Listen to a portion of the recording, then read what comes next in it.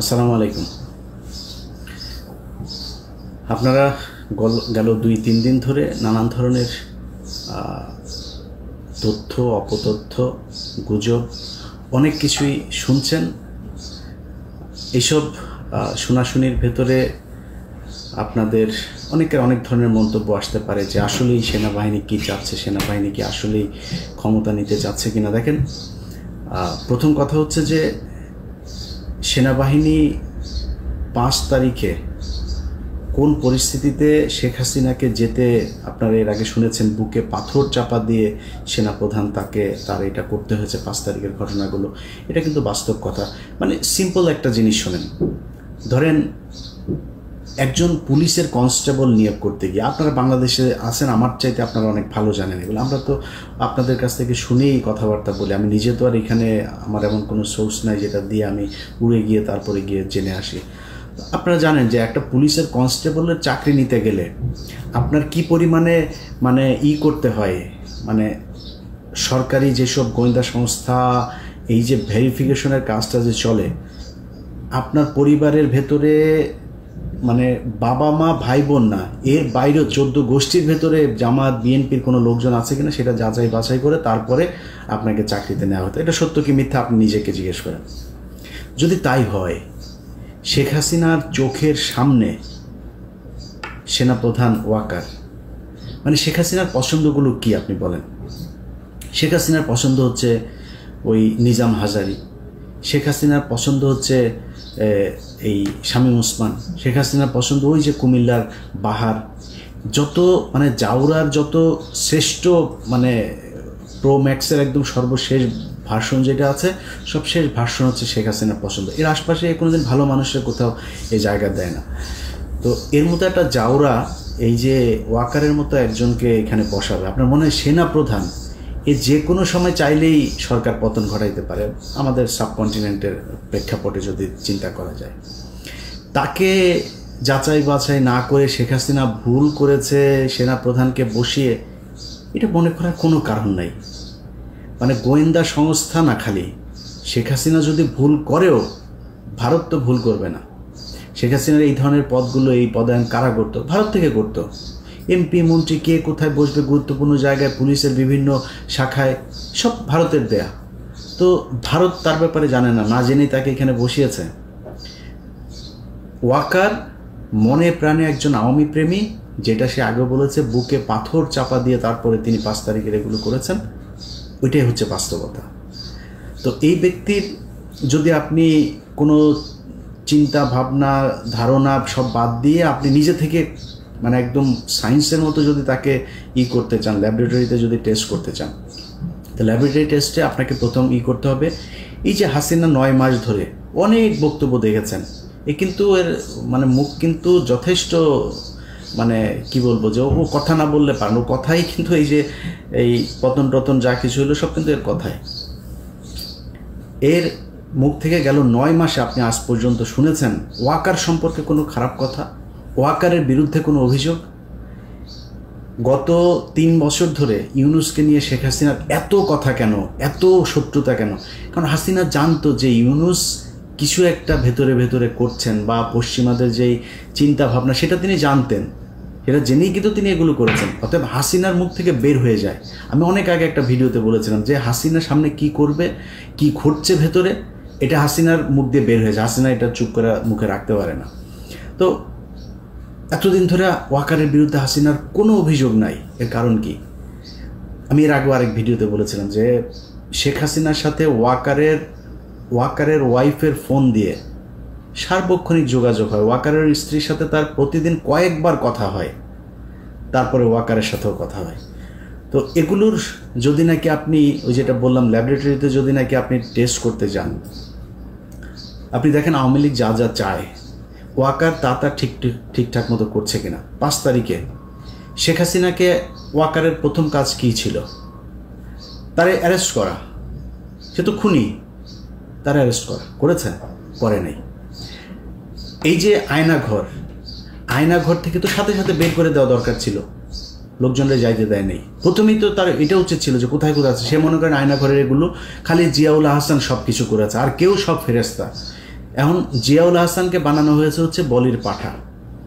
জিয়াউল হাসান মানে যত কিছুই তার বিরুদ্ধে অভিযোগ আছে, আমি জানি না সেগুলোর কতটা সত্য মিথ্যা আমি জানি না, কিন্তু এই লোক ছিল হচ্ছে স্ট্রেট ফরওয়ার্ড লোক। যারা যা বলতো, যারা মেরে ফেলবো তার মেরে ফেলবো, এই টাইপের লোক সে একজন। এখন এদের সাথে তেল দিয়ে চলতে পারেনি, সব দোষ তার ঘাড়ে দিয়ে, সবাই ভালো মানুষ। এখন আপনি যে সেনা প্রধান হিসেবে ক্ষমতা নিলেন, আপনি জানেন না কিচ্ছু, এই যে গুমটুম হয়েছে, আয়নাঘর, কোনো কিছু জানেন না। তাহলে তো 5 তারিখের সন্ধ্যার ভেতরে সবাইকে ওইখান থেকে বের করে, আপনার ক্যান্টনমেন্টের ভেতরেই তো ছিল এগুলো, আপনি করেননি।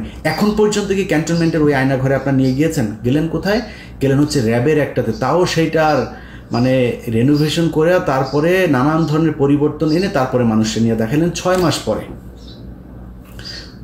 650 মানুষকে আওয়ামী লীগের ক্যান্টনমেন্টে জায়গা দিল কে?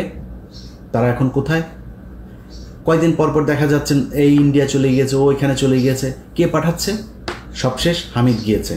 আপনার মনে হয় পুলিশের একজন এসপিকে সেটার জন্য দায়ী করা হচ্ছে? এমনকি এসবির যে প্রধান, তার দায় আছে, অবশ্যই তার দায় আছে। সে এসবির প্রধান, নো ডাউট যে সে কখনোই আওয়ামীপন্থী লোক না, সে আওয়ামী লীগের দ্বারা নির্যাতিত লোক, কোনো সমস্যা নেই, কিন্তু তিনি এই দায় এড়াইতে পারবেন না। বাট যদি সব কিছুর উপরেই করা হয়, এখানে 100% আর্মি জড়িত। আর্মিকে বাইপাস করে, আর যদি আরেকজন করতে চায় সেটাও ডক্টর ইউনূস, কিন্তু আর্মিকে বাইপাস করে না, তাদের সমর্থন নিয়ে তারপরে করতে হবে। সো এই ঘটনার সাথে আর্মি জড়িত। এখন পর্যন্ত ধারাবাহিকভাবে মমতাজকে ধানমন্ডি থেকে গ্রেপ্তার করা হয়। আচ্ছা আপনি বলেন এই দেশটা টিকবে কেমনে? আমারে বলেন। ধানমন্ডির মতো জায়গায় মমতাজ এতদিন ধরে পালায়া ছিল, তো এই দেশের পুলিশ করে কি? ডিজিএফআই করে কি? এনএসআই করে কি? গোয়েন্দা সংস্থা কি করে? আপনি এই দেশ কেমনে টেকাবেন? এই যদি হয় গোয়েন্দাদের অবস্থা, তাহলে আপনি এই মানে ভবিষ্যতে যে আরও বড় ধরনের কোনো ঘটনা ঘটবে না, সেটা আপনি সামলাবেন কেমনে? পারবেন না সামলাইতে। তারপরে কি করলো? হাসিনার বাড়ি ভাঙবে পোলাপান, ওটা তো বাকশালের আতুর ঘর, ওইখানে বসে এই দেশের যত অপকর্ম সব হয়েছে, এই দুর্নীতি থেকে শুরু করে এই পর্যন্ত এই বাংলাদেশের যত অবক্ষয়, ভারতের যত যোগসাজশ, ভারতকে এই দেশে কাজ করতে দেওয়ার যত কিছু, সব ওই ঘরে বসে হয়েছে।